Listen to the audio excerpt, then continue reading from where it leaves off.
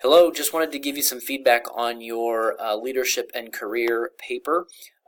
You'll see from the rubric that I scored you an 89 out of 100 on this, and I just wanted to give you some face-to-face feedback on areas where I think you did really well and some areas where I think as you do future papers you could go into a little bit more depth. First thing is when you talked about this leadership component, this first blue little notation that I have here, I would just be careful. My first thing as I read this, my first thought as I read this was how you frame that question with in a coaching session is really important. You indicated here you asked your employees if there was something going on with them personally that caused them to miss the mark on quality. That question and framing that the wrong way could really create some challenges with your leadership. And so I think it's important as you think about that.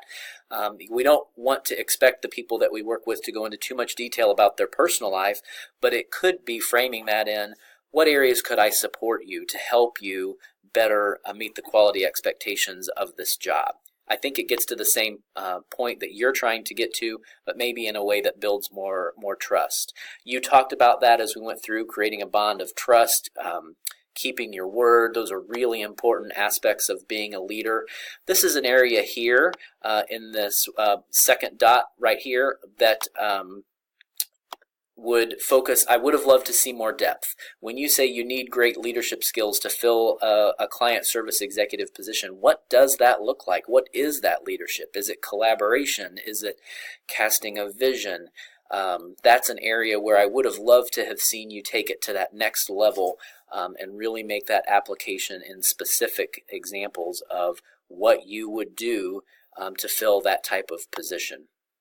Finally, the only other thing, one area of the rubric that I marked a note was having that effective conclusion at the end. I didn't see you kind of bring it all together, and that's really what I was looking for. So you gave some great examples here of people that you have worked with in the past that didn't meet leadership expectations.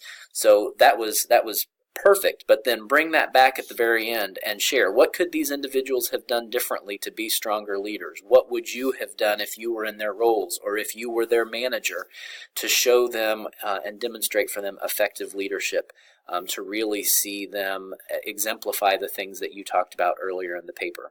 So great start here.